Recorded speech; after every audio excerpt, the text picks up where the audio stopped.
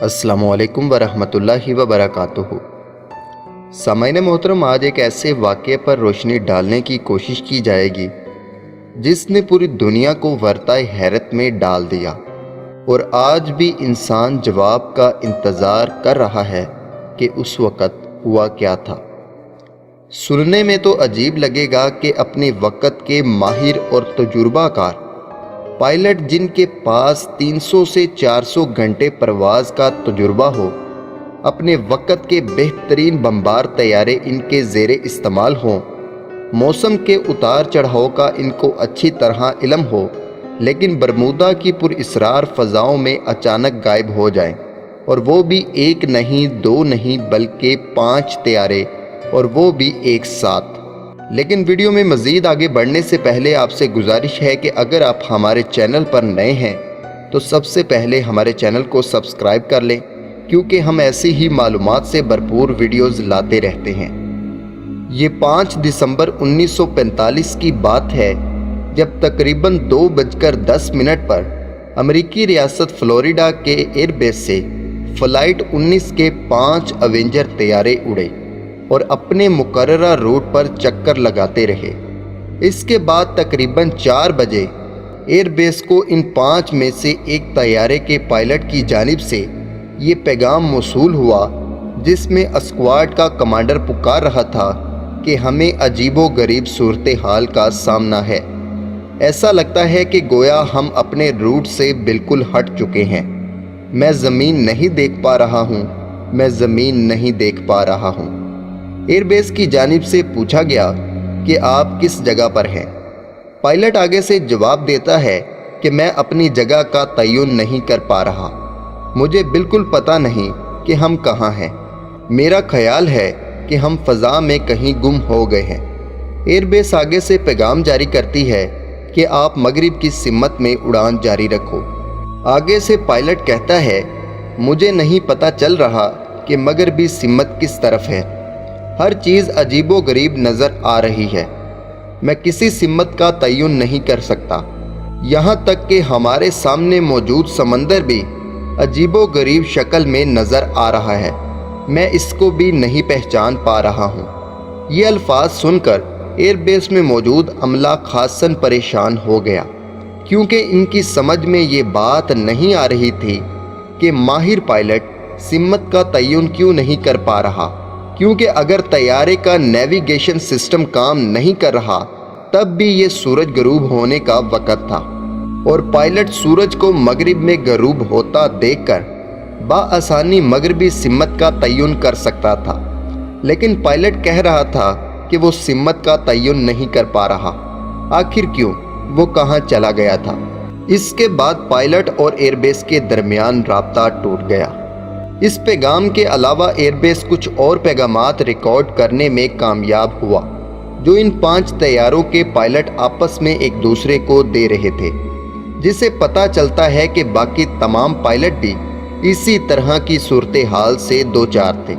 कुछ देर बाद एक दूसरे पायलट, जिसका नाम जॉर्ज स्टीवर्स था, घबराई हुई आवाज़ में कह रहा था कि हम यकीन से कुछ नहीं कह सकते कि हम इस वक्त कहाँ हैं। मेरा ख्याल है कि हम एयरबेस से 225 मील दूर शुमाल मशरिक में उड़ रहे हैं।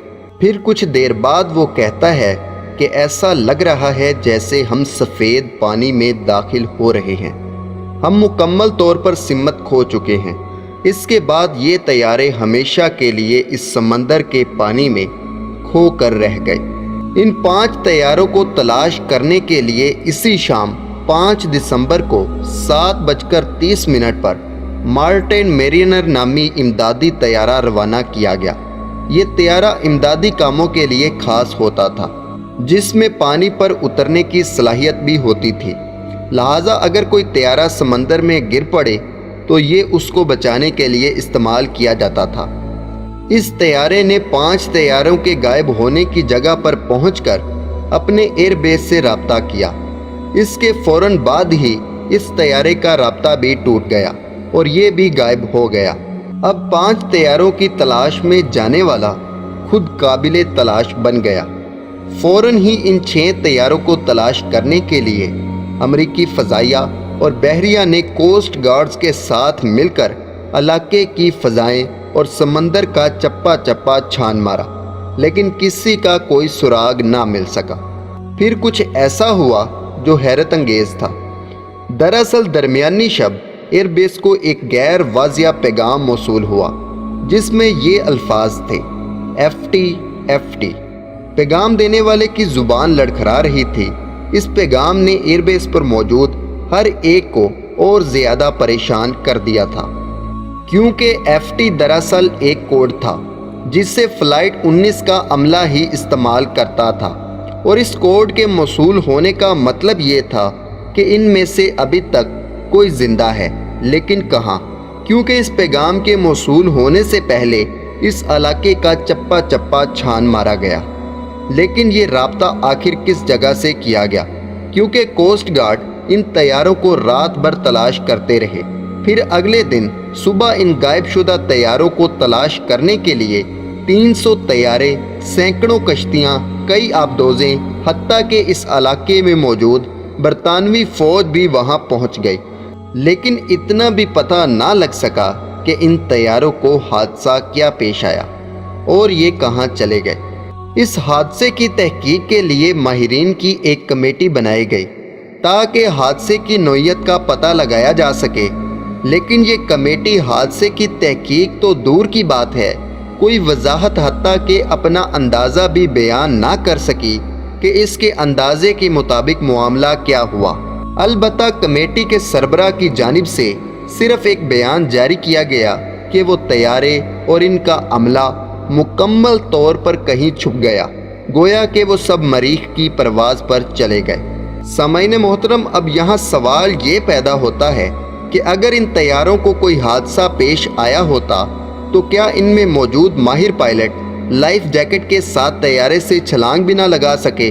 کیا ان کو اتنی بھی مہلت نہیں ملی؟ دوسری توجہ طلب بات یہ ہے کہ طیارے شام کے وقت غائب ہوئے، اس کے فوراً بعد ان کی تلاش میں طیارے اڑے اور تمام علاقے میں ان کو تلاش کیا، لیکن ان کا کوئی سراغ نہیں ملا۔ اس کے بعد رات کو جو پیغام ملا وہ رابطہ کہاں سے کیا گیا؟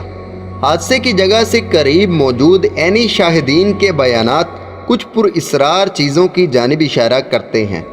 مثلاً ان طیاروں کی تلاش کرنے والی ایک کشتی والوں نے یہ بات نوٹ کی کہ سمندر کے پانی کے اندر کچھ حصے کو گہری دھند ڈھانپے ہوئے ہے، پھر وہ دھند سفید رنگ میں تبدیل ہو گئی اور پھر غائب بھی۔ اب وہاں کیا ہوا، کیسے ہوا اور کیوں ہوا کوئی نہیں جانتا، اور ہو بھی سکتا ہے کہ خود امریکہ نے اسے چھپا دیا ہو۔ بہرحال اللہ تعالیٰ کی ذات بہتر جانتی ہے کہ وہاں کیا ہوا۔ آپ اس کے بارے میں کیا کہتے ہیں؟ اپنی رائے کا ضرور اظہار کریں۔ ویڈیو پسند آئے تو ویڈیو کو لائک کریں، چینل کو سبسکرائب کریں، اپنا اور اپنے دوستوں کا خیال رکھیں۔ اللہ حافظ، اللہ نگہبان۔